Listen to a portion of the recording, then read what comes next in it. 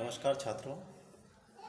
आज का मेरा प्रकरण है अधिगम के आकलन के सिद्धांत, principle of the assessment of learning. कल मैंने इसके ऊपर चर्चा की थी, लेकिन कुछ तकनीकी कारणों से क्लास पूरी नहीं हो पाई थी। संक्षिप्त क्लास ही हुई थी। उसको कंटिन्यू रखते हुए मैं आज उसकी आगे की कड़ी में ही आपको उसके बारे में बात करना चाह रहा हूँ। अधिगम के आकलन के सिद्धांतों में पहला जो मैंने कल उसका बिंदु बताया था, प्रभावी पृष्ठपोषण का सिद्धांत, यानी कि जो इफ़ेक्टिव फीडबैक होता है वो एक शिक्षक के लिए बहुत ही रामबाण औषधि होती है, क्योंकि शिक्षक जो पढ़ाता है उसका जो प्रभाव है वो छात्रों का मूल्यांकन ही तय कर पाता है कि शिक्षक ने किस तरह से पढ़ाया है। और मूल्यांकन की जब बात की जा रही है तो एक शिक्षक का सच्चा मूल्यांकन करता होता है वो छात्र होता है। तो उसी संदर्भ में मैंने आप बात कर रहा था, और छात्र अपनी बात को जो सही ढंग से फीडबैक के माध्यम से और अंकों के माध्यम से शिक्षक के सिखाए हुए ज्ञान को प्रदर्शित करता है, वही उसके लिए सच्चा मूल्यांकन होता है। फिर दूसरे की बात आती है छात्र सहभागिता की। छात्र सहभागिता जो शिक्षक पढ़ाता है उसमें शिक्षक और छात्र के कम्युनिकेशन के संदर्भ में जो मैंने कल बात की थी वही बात आज ही है। एक शिक्षक और छात्र के बीच में गुड कम्युनिकेशन तब होता है जब शिक्षक के द्वारा जो पढ़ाया ज्ञान छात्र उसको ज्ञान को प्राप्त करने के लिए तुरंत तैयार हो जाता है, तत्पर हो जाता है, और छात्र उसको अधिगमित कर लेता है और फिर उस ज्ञान को हूबहू जब उसकी ज़रूरत पड़ती है तब उसका उपयोग कर लेता है। तो वह छात्र की सहभागिता के रूप में एक महत्वपूर्ण योगदान होता है। फिर तीसरी बात आती है शिक्षक की, जो शिक्षक की सहभागिता या शिक्षक का सहयोग, शिक्षक की सक्रियता जब अपने शिक्षण अधिगम सामग्री में जब वो प्रयोग करता है, और शिक्षण अधिगम सामग्री में जब छात्रों के लिए वह पूर्ण तैयारी के साथ जाता है और तैयारी कराते समय उसमें अगर कुछ घटनाएं स्तर ज़्यादा हो जाता है तो शिक्षक को भी एक तरह से एडजस्टमेंट होना जरूरी है। हो सकता है शिक्षक जो सामग्री बना के लाया है वो छात्रों को अधिगमित नहीं हो पा रही, कठिनाई आ रही है, तो शिक्षक को छात्रों से व्यू लेना चाहिए कि मैंने जो पढ़ाया है उसमें कहाँ समस्या आई है, तो उस समस्या का निदान करने के लिए उपचारात्मक प्रयास भी करना चाहिए। तो शिक्षक की वहाँ फ्लेक्सिबिलिटी या एडजस्टमेंट जो व्यवहार है, बिहेवियर, वो वहाँ नज़र आता है। फिर चौथा बात या चौथा सिद्धांत जो आता है आत्मसम्मान की भावना का विकास जो हो रहा है वह अधिगम के आकलन के माध्यम से हो रहा है। एक शिक्षक के लिए भी आत्मसम्मान होता है, साथ साथ एक छात्र के लिए भी, क्योंकि छात्र जो सीखता है, छात्र सीखने के बाद जब उसको मूल्यांकन परीक्षण के माध्यम से जो गुड अंक आते हैं, अच्छे अंक प्राप्त होते हैं, तो वह उसके लिए एक मोटिवेशन का काम कर देता है, एक सम्मान का रूप लेके आता है।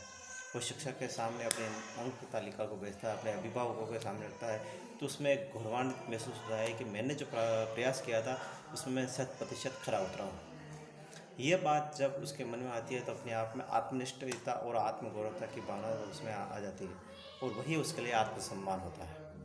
फिर बात आती है अधिगम पर प्रभाव का जो सिद्धांत है कि शिक्षक जब छात्रों को अधिगमित करता है, सिखाता है, तो छात्र में भी उसके प्रभाव एकाएक तो नहीं नज़र आते, लेकिन कुछ समय बाद शिक्षक द्वारा पढ़ाए ज्ञान को वो उस पर इफ़ेक्ट डालता है। वो उसके दिए हुए वक्तव्यों को, उसके दिए गए लेक्चर्स को, उसके दिए हुए ज्ञान को वो छात्र अपने नैतिक जीवन पे, निजी जीवन पे या व्यावहारिक जीवन पर कहीं ना कहीं एप्लीकेशन करते हैं।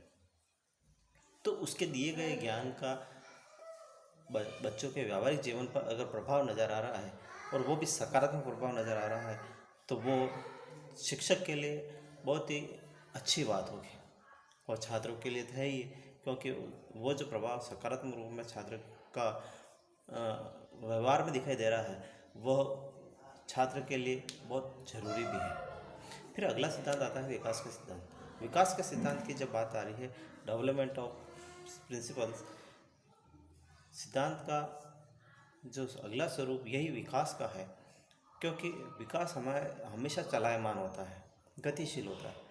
जब शिक्षक छात्रों को अपने ज्ञान में नित्य नए उत्तरोत्तर विकास और आधुनिकता, नया वैज्ञानिक ढंग, नया नवाचार लेते हुए जब अपने ज्ञान को प्रचार प्रसारित करता है, छात्रों को अधिगमित करने के लिए प्रेरित करता है, तो ये शिक्षक का एक सबसे बड़ा कर्तव्य है कि वे अपने ज्ञान में वैज्ञानिक परीक्षण और नए अन्वेषणों को भी शामिल करें, ताकि उसमें व्यावहारिकता के सैद्धांतिकता के आधार पर व्यावहारिकता का भी समावेश होना चाहिए। अगर शिक्षक उसमें कुछ नयापन नहीं लाता है, कुछ नए विकास के आयाम प्रस्तुत नहीं करता है, तो वह जो पढ़ाया जा रहा है वो पुरातनपंथी हो जाता है, उसमें कुछ नयापन नहीं आ पाता। तो अपने ज्ञान को, अपने अधिगम शिक्षण विधियों को, अपने विषय वस्तु को नए आवरण में लेकर छात्रों के सामने प्रस्तुत करना, तो वह उसके लिए एक रामबाण औषधि हो जाती है। फिर अगला सिद्धांत आता है सुधार का। सुधार का सिद्धांत अधिगम के आकलन के लिए इसलिए आवश्यक है क्योंकि इस प्रकृति या इस संसार में हमेशा कोई एक वस्तु स्थायी नहीं रह सकती, क्योंकि संसार में परिवर्तनता उसका एक सटीक नियम है, और परिवर्तनता यानी कि परिवर्तन ही संसार का नियम है। हमेशा परिवर्तन होना जरूरी है, नया आएगा, पुराना जाएगा। तो ये जो परिवर्तनता का स्वरूप है वो पाठ्यक्रम में भी है, शिक्षा में भी है और शिक्षण में है। यानी कि इर्द गिर्द देखा जाए तो छात्र और शिक्षक के इर्द गिर्द पाठ्यक्रम ही ऐसा है जिसमें परिवर्तन की आवश्यकता होती है। अगर पाठ्यक्रम में सुधारात्मक प्रयास होंगे तो छात्रों को सिखाया हुआ ज्ञान और अधिक स्थायी रह सकता है, उसमें नयापन मिलेगा। यही नहीं कि उसको पुराना जो पढ़ाया जा रहा है वही उसको याद रहे।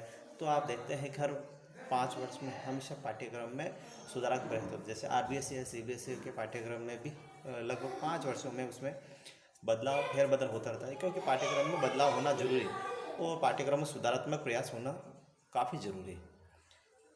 अगला जो सिद्धांत है अभिप्रेरणा का सिद्धांत। बालकों को जो ज्ञान सिखाया जा रहा है वो ज्ञान पाठ्यक्रम के लिए सिखाना बहुत ज़रूरी है। अब पाठ्यक्रम में मोटिवेशन भी बहुत ज़रूरी है, क्योंकि पाठ्यक्रम जो सिखाया जा रहा है उसके लिए कहीं ना कहीं उसको आगे बढ़ने के लिए प्रेरित करें, ऐसा पाठ्यक्रम होना चाहिए, ऐसा करिकुलम होना चाहिए। और साथ ही साथ छात्र जो सीख रहा है वो सीखे हुए ज्ञान को शिक्षक भी अब एक मोटिवेशन के रूप में ग्रहण करता है, क्योंकि छात्र जो सीख रहा है वो शिक्षक के लिए भी मोटिवेशन होता है, क्योंकि हो सकता है उसमें सुधारात्मक स्वरूप आए या पाठ्यक्रम में सुधारने के पढ़ाने के लिए आगे से आगे नए रूप शिक्षक के सामने रख सके। तो जो गलतियाँ हो रही, जहाँ त्रुटियाँ हो रही है, छात्र शिक्षक के सामने अपनी बात को रख सके। ऐसी बात जब बात आती है वह कहीं ना कहीं जब पाठ्यक्रम के सुधारात्मक प्रयास की बात आ रही है, तो मैं एक आपको उदाहरण के माध्यम से समझा सकता हूँ कि एक शिक्षक अपनी कक्षा में कोई भी पाठ्यक्रम को या किसी विषय वस्तु को खेल के माध्यम से सिखा रहा है, और खेल के माध्यम से सब बालकों को सिखा रहा है, तो वह अगर पाठ्यक्रम में जो खेल के माध्यम से सिखाया जा रहा है उसमें सकारात्मक परिणाम आ रहे हैं तो वो शिक्षक के लिए काफ़ी अच्छा है। अगर उसमें कोई कमी आ रही है, उसमें कुछ गलती की गुंजाइश है, तो शिक्षक को उसमें सुधारात्मक प्रयास करना ज़रूरी है, क्योंकि शिक्षक ये चाहता है कि मैं पाठ्यक्रम में और अधिक से अधिक गुणवत्तापूर्ण और प्रयोजन युक्त पाठ्यक्रम उनको दे सकूं। तो इस तरीके से शिक्षक का प्रयास भी उसमें सराहनीय होता है। अगला जो है सृजन का सिद्धांत। अब सृजन से संबंधित या निर्माणात्मक परिनिर्माणात्मक की बात आ रही है, रचनात्मक तक की बात आ रही है। एक शिक्षक हमेशा पाठ्यक्रम में या अपने आकलन में, अपने सुधारात्मक प्रयास में हमेशा सृजनकर्ता और निर्माणकर्ता की भूमिका अदा करता है। पाठ्यक्रम में नए नए प्रयोगों का प्रयोग करता है, नए परीक्षणों के माध्यम से हर तरीके से व्यावहारिकता का गुण परिमार्जन करने का प्रयास करता है। फिर भी शिक्षक अपने प्रयासों में कहीं कमी रख देता है तो वो उसमें नित्य नए और भी सुधारात्मक प्रयास करता है। जैसे कि छात्र शिक्षक के मध्य जो कम्युनिकेशन होता है, छात्र की जो कमियां घटनाएँ होती है उसमें सुधारात्मक सृजन का प्रयास तो करता ही है कि अपनी कमियों को दुरुस्त करते हुए नई रचनात्मक पहलुओं को उसमें शामिल करता जाए, उसमें निर्माणात्मक पहलुओं को शामिल करता जाए, ताकि छात्रों को नयापन मिले। यानी पुरानी जो दी गई सामग्री उसमें ही वो उसमें छात्रों को इन्वॉल्व रखे, ऐसा नहीं। नया स्वरूप आएगा तो छात्र भी नए स्वरूप में सीखेंगे। फिर आत्मसंतोष का भाव का विकास। अब शिक्षक जो पढ़ा रहा है, शिक्षक अपने तरफ से 100% छात्रों को देने का प्रयास करता है, लेकिन छात्रों का जो प्रयास है, छात्रों के प्रयास के परिणाम स्वरूप ही जब अंकों के या ग्रेडिंगकरण के माध्यम से या परिणाम के आधार पर ही शिक्षक को ये पता चलता है कि मेरे द्वारा दिए हुए ज्ञान में छात्र कहाँ तक प्राप्त कर पाए। अगर छात्रों का 100% उसमें मिलता है तो शिक्षक को भी आत्मसंतोष की भावना होती है कि मैंने जो ज्ञान दिया है वो सही है।